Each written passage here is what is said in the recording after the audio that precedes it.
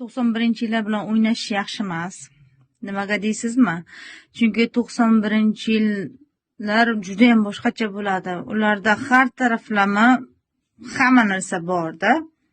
Hammasi bor ularda. Chunki yeyman deydi 91lar. Ularga Allohning nazari tushgan.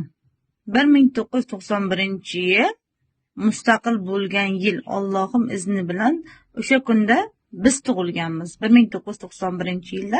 Men 6-fevralda tug'ilganman. Fevral oyida ham aqlli insonlar dunyoga keladi deydi. Endi kimdir yozibdi, voy 70larga o'xshaydi-ku debdi. O'sha 70larda ham mustaqil qilgan 91-yillar bo'ladi.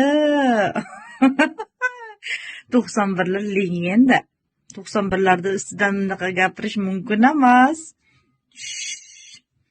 Qolgan 91-yillar eshitsa bormi? Yeb tashlaydi.